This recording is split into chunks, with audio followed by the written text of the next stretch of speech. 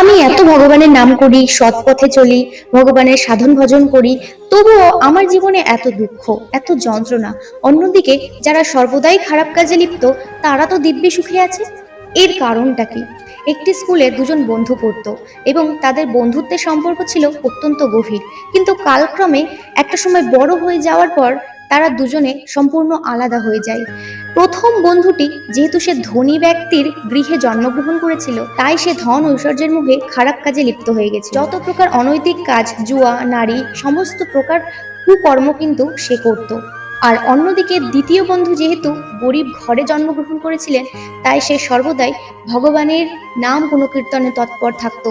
সে সাধন ভজন, সাধু সঙ্গ এসব নিয়ে থাকতো। তো এইভাবেই চলতে চলতে একদিন সেই ধার্মিক বন্ধুটি গঙ্গা স্নান করতে গেলেন এবং গঙ্গা স্নান করে ফেরার পথে তার পায়ে ঢুকলো এক বিষাক্ত কাঁটা এবং সে যন্ত্রণায় কেঁপে উঠলো। আর ঠিক সেই সময়ই সেই দ্বিতীয় অধার্মিক বন্ধুটি সেই পথ দিয়ে যাচ্ছিল। সে অত্যন্ত সুসজ্জিত হয়ে মেজাজ নিয়ে যাওয়ার পথে পেল এক মোহরের থলি। তখন ধার্মিক বন্ধুটি এই সকল বিষয় লক্ষ্য করলেন ঠিকই, কিন্তু তার মনে এক প্রবল সংশয় জাগলো এবং সে মনে মনে ভাবতে লাগলো, আমি সদা ধর্মপথে থেকে আমার পায়ে একটি বিষাক্ত কাঁটা ঢুকলো, আর সে সর্বদাই অধার্মিক পথে থেকে সে পেল মোহরের থলি। তাহলে কি এটাই ভগবানের বিচার? আর ঠিক এই ঘটনার পরেই সত্যের উন্মোচন হয়ে গেল। ঠিক সেই সময় এক সাধুর আবির্ভাব ঘটল।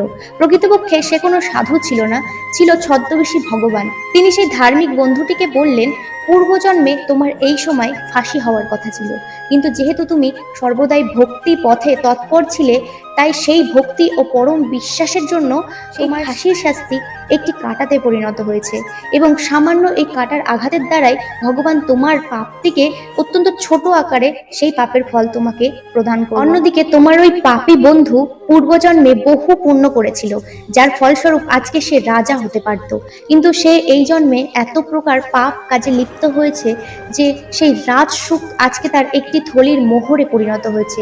আর এই মোহরের থলি যখন শেষ হয়ে যাবে, তখনই তার অধঃপতিত ঘটবে।